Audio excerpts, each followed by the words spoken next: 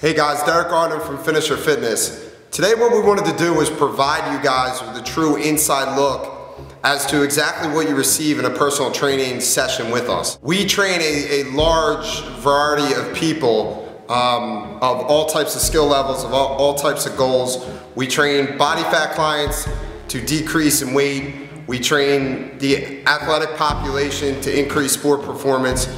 We train elderly clients to decrease joint pain and increase bone density. We train some clients just to look better, feel better. We're very big with what's called micro-progression. Micro-progression just simply means as our clients improve, their programs advance with them. Each person gets an individualized program. We do a free trial session for you guys to come in here and kind of try it hands-on. We also give nutrition consulting. We deal with the busy lifestyle person. People don't have 3 hours to train, which they shouldn't be training for anyway from a physiological standpoint. If we can get people to train 2 to 3 times a week for 1 hour, this is much more accommodating for somebody's lifestyle. So we want to help our clients with every single angle of their training program, with every approach that they take.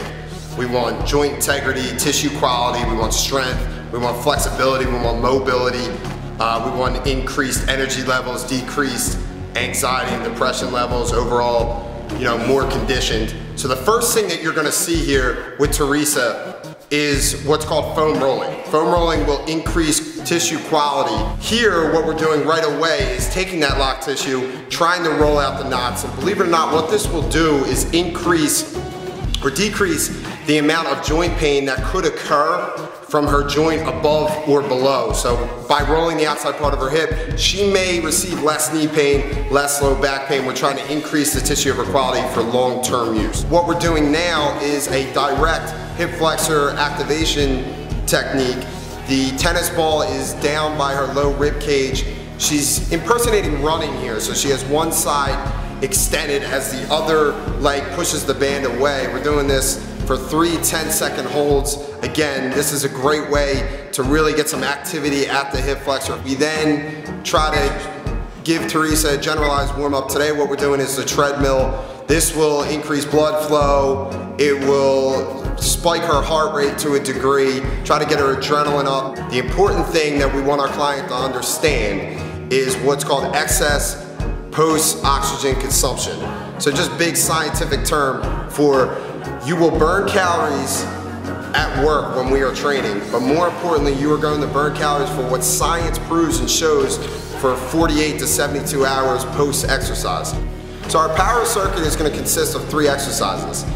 The first thing you're seeing here is what's called kettlebell swings. Kettlebell swings are a great exercise for the glutes, for the hamstrings. You're gonna do this in conjunction with med ball wall tosses. It's great for the torso, great for the core, and again, another great way to really spike the heart rate, especially after the kettlebell swings. The kettlebell swings, we did about 15 reps. The med ball wall tosses, we did about 10 reps each side.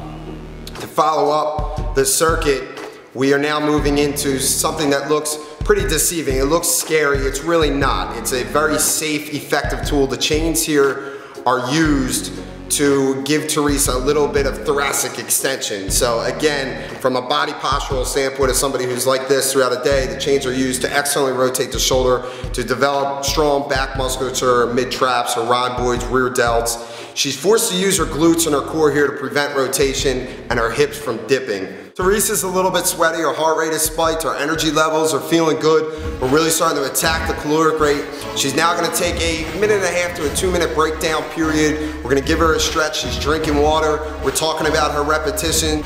Now we're gonna move into a quad set format. Quad set just meaning 4 exercises done in conjunction. Generally, we like to think at Finisher Fitness, movements, not muscles, with body fat clients, as we feel this is a better approach as opposed to isolating muscles due to it will burn more calories faster, we get bigger body movements, and it'll really give us that post-exercise effect that we're looking for. You will not see a machine in this video. Machines, in our opinion, should be used in a rehabilitation setting, so you will see a lot of standing for Teresa and a lot of full body movements. The first exercise of the quad set here, now we're gonna stay a little more in control. We're gonna give Teresa pretty moderate loads, weights pretty moderate repetition levels. And we're gonna do this again in 4 exercises in a row. First thing you're seeing here, her shoes are actually off. She's doing what's called a goblet split squat. So the weight is right out in front of her as we really try to stay away from putting bars on our clients' necks and cervical spines, as we feel there's too much torque, too much compression on somebody's low back. So we kind of loaded her from the front. This way she's turning on her posterior chain muscles, her core is activated. There is a mat, we can't really see it in this camera angle, there's a mat on the bottom portion of her legs there. She's gonna travel her back knee to the mat and then come up hard. This is a great way for her to fire the outside part of her hip. And in a single leg stance, anybody who trains with me knows that we do a lot of single leg work. As in a single leg stance, different muscles simply fire than when you're in a double leg stance. Now right away, we went 10 reps on the left side from the split squat, 10 reps on the right side. Now we're doing what's called a kneeling face pull.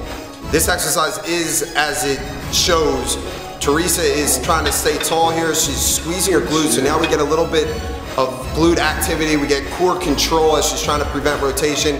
She's simply trying to pull her shoulder blade retractors together to give her that retraction work and then release the rope all the way back into extension. We're very big with full range of motion, no momentum exercises.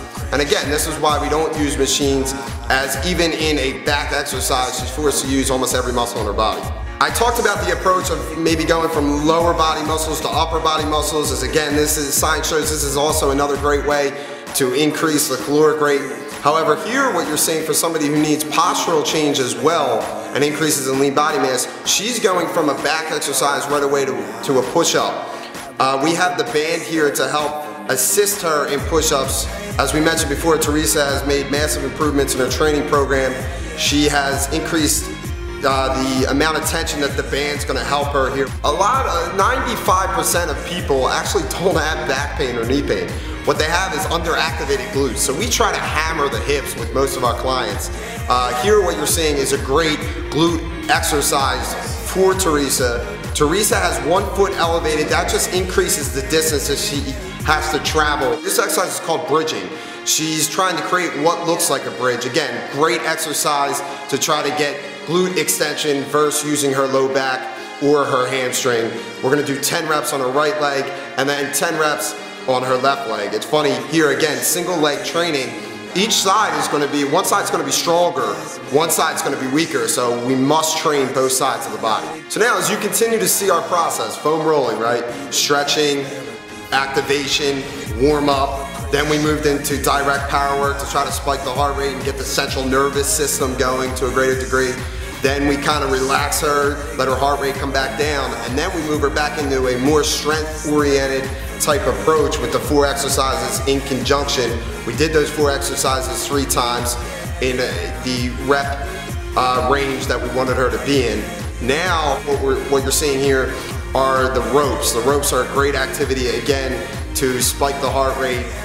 An awesome way to really get that excess post-oxygen consumption.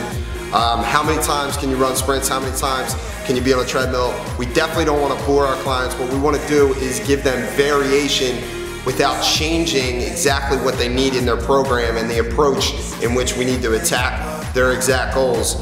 Teresa and I kind of had a one-on-one trainer versus client battle here. We did 6 rounds, 20 seconds on, 10 seconds off. If you are an advanced client, you'll work at an advanced rate.